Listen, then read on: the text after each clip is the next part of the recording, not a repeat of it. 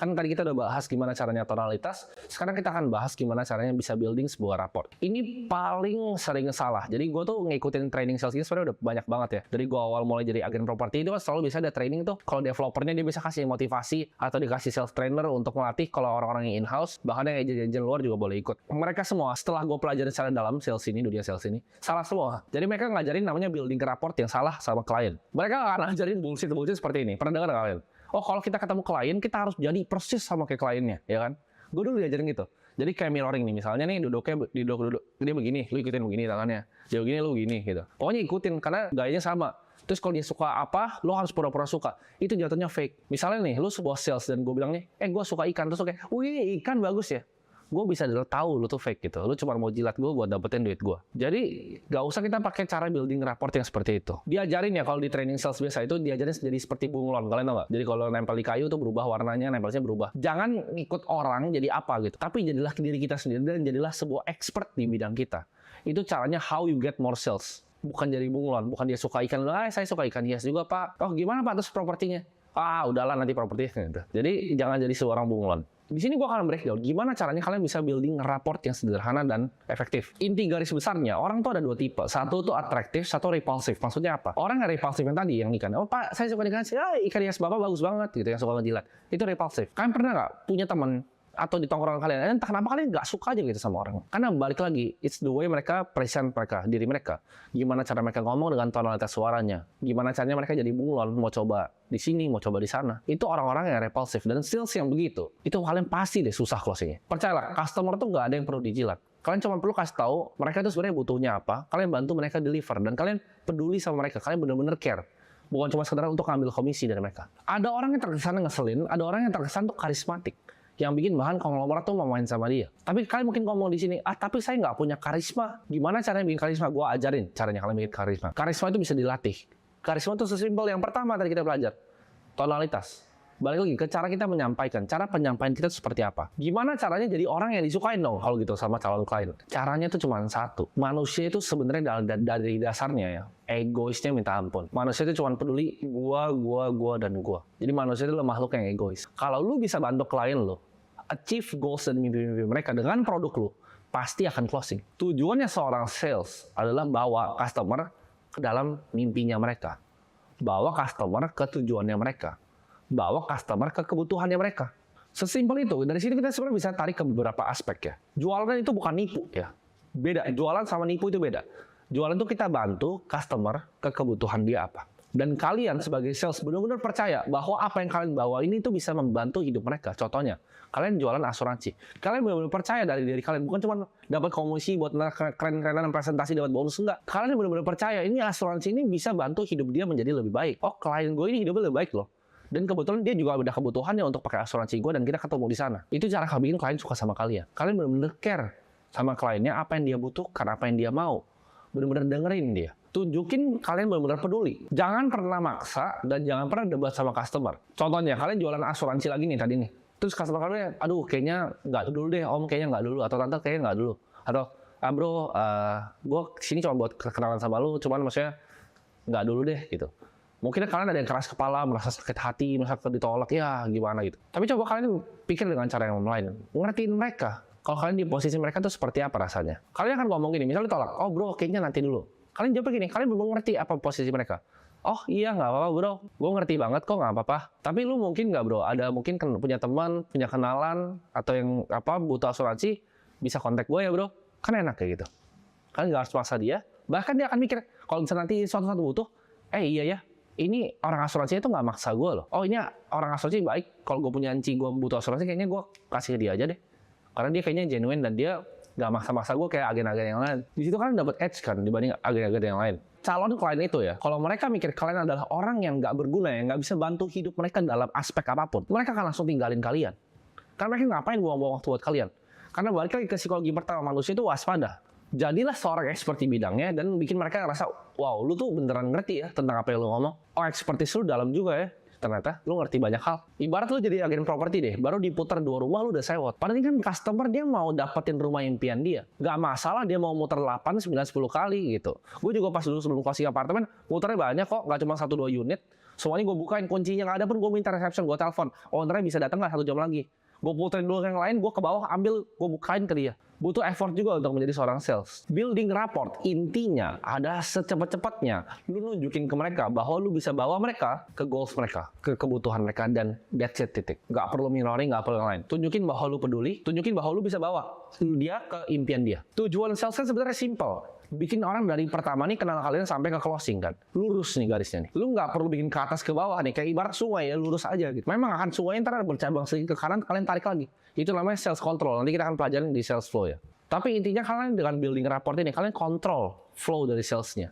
Dari pertama kenalan ke closing dealnya. Dalam proses ini, itu building rapport tuh tadi. Bahwa kalian benar-benar peduli. Bahwa kalian bisa deliver dia ke kebutuhannya. Itu ibarat agen intelijen. Kalian cari deepest desire dia tuh apa sih? Apa sih yang sebenarnya dia butuhkan? Apa sih yang sebenarnya dia mau? Values mereka apa? Tier values, oh menurut saya ini lebih penting, ini lebih penting, ini lebih penting. Itu yang kalian analisa. Jadi kalian jadi seorang intelijen dalam building rapport. Sama ini. Dari awal gue door to door cafe sampai konglomerat sama, gue building rapport. Gue mau tahu, oh kebutuhannya dia apa yang bisa gue deliver ya value ke dia. Gimana caranya dia melihat gue sebagai expert ya? Sama, mindset sama. Gimana caranya dia bisa lihat gue bener-bener genuine bantu dia. Gue pengen dia untuk nyampe goals dia. Lebih penting dibanding komisi gue. Ini yang bisa bedain antara sales yang jago banget sama sales yang biasa. Kalau kalian udah biasa nih, jadi seorang intelijen untuk build rapport ini. Di dalam kalian bikin rapport ini, kalian udah bisa lihat, oh ini emang cocok sama produk gue, yang ini nih nggak cocok nih. Ini nggak bakal closing. Kalian udah tahu, udah ada feel-nya.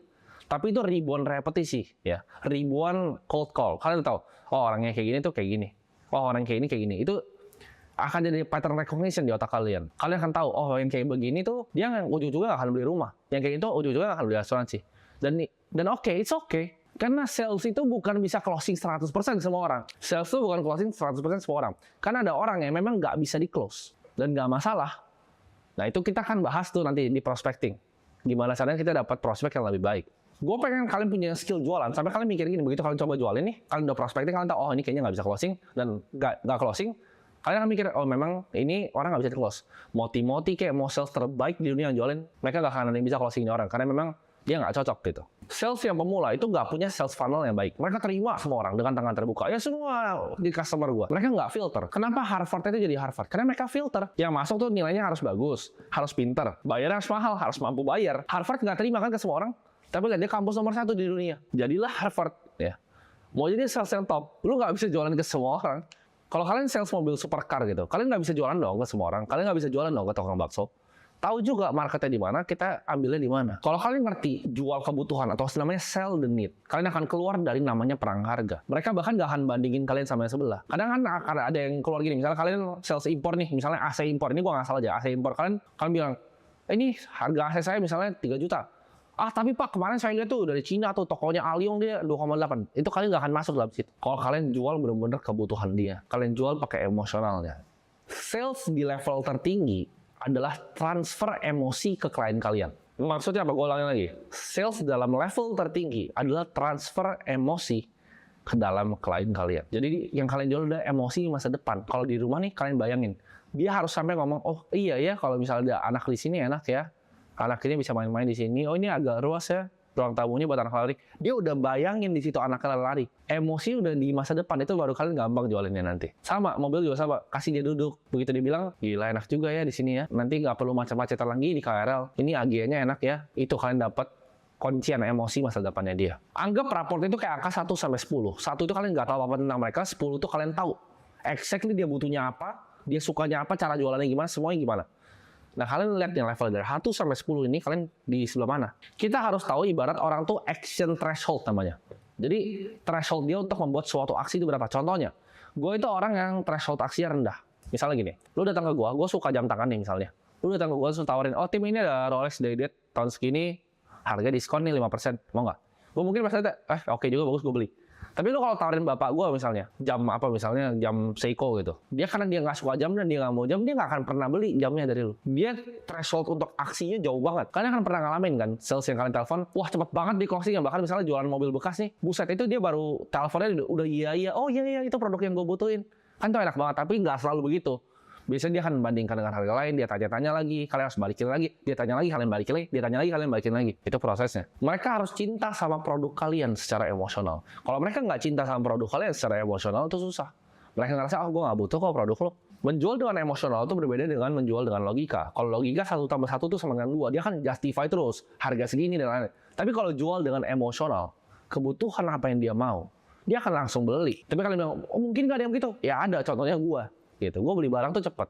Dan gue nggak banyak mikir. Dan banyak orang kayak gue yang gue kenal. Nah, faktor selanjutnya, selain kita analisa tuh level threshold actionnya di berapa, kita harus lihat juga kepercayaannya dia. Kita dapat nggak kepercayaannya? Karena trust di dalam sales itu penting. Orang-orang baru kenal kok, ngapain gue percaya sama lo? Orang lo cuma sales mau duit gue. Kalau kalian jadi orang repulsif yang tadi gue bilang, ya kecium bau-baunya, cuma mau komisi.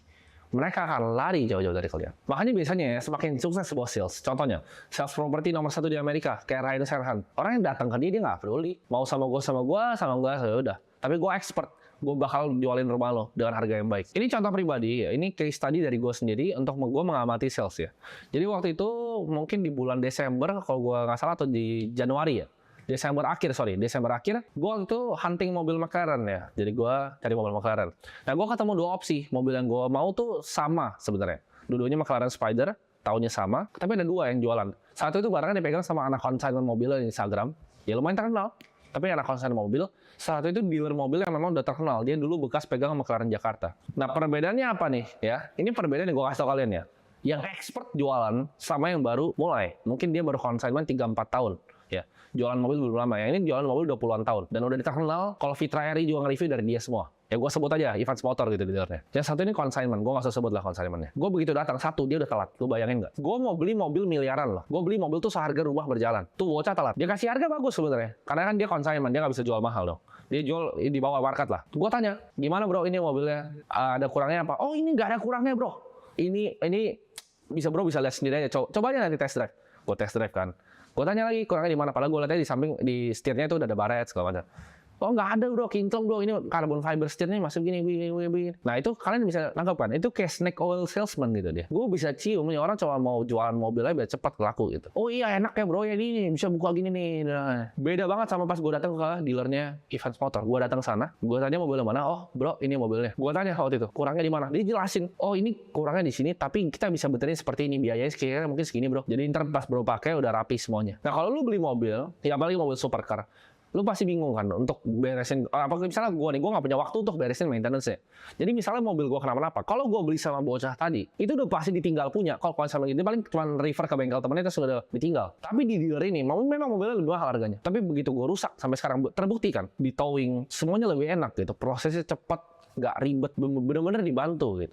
Begitu gue tanya pun mobilnya ada cacat di mana, dikasih tahu, bro ini setirnya ada di sini ya, bro ini kita kayaknya mesti ini dulu nih. Karena ini udah lama nggak dijalanin mobilnya, jadi kita mesti tes dulu. Sama ini kita mesti spuring lagi nih, karena setirnya agak kiri sedikit ya bro ya. Jadi kita spuring dulu nanti. Dikasih tahu detail. Ada, ini nih baret dikit dari velg kanannya. Itu bedanya sales yang jago sama sales yang awam. Lu lebih pilih beli mobil sama yang mana? Ya akhirnya gue beli sama siapa ya? Jelas gue beli sama dealer yang kedua. Dan terbukti sampai sekarang after sales service itu baik. Ibarat gue ke closing nih sama mobil tersebut ya. Anggap aja gue ke closing. Kalian bisa belajar dari ini case tadinya. Satu, gue tuh udah kena emosional masa depan. Pas gue duduk, gue udah bayangin gue buka atapnya gitu. Gue bayangin gue lagi nyetir di Peak, kayaknya enak deh pakai mobil. Atau gue ngebut-ngebutan di Jor, kayaknya enak pakai mobil gitu.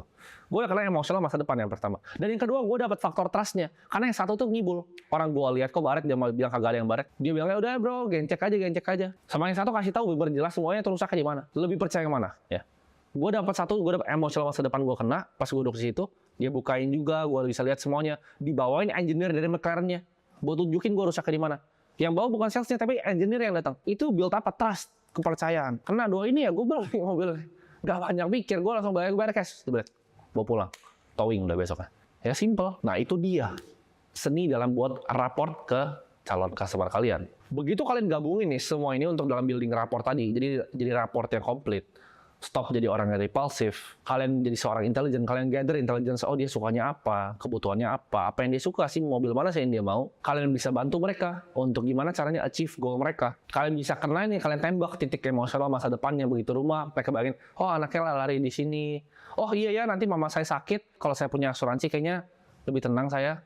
Jadi nggak usah keluar uang. Kalian benar-benar tunjukin bahwa kalian peduli dan kalian care. Bukan sekedar cuma kalian mirroring, kalian mau jadi mereka, kalian pura-pura suka sama mereka. Kalian beneran care kebutuhan mereka. Oh dia memang ini mobil impian dia. Gimana cara kita service ini? Seolah-olah ini adalah memang beneran mobil impian dia. Jadi kalian beneran care sama mereka.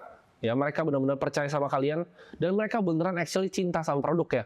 What happens next? Boom. Closing sales. Ya, mau jualan mobil miliaran harga rumah, mau jualan mobil Agia, lu mau jualan gerobak bakso, mau jualan sedotan kayak gua ke kafe. Konsepnya sama dalam building rapport.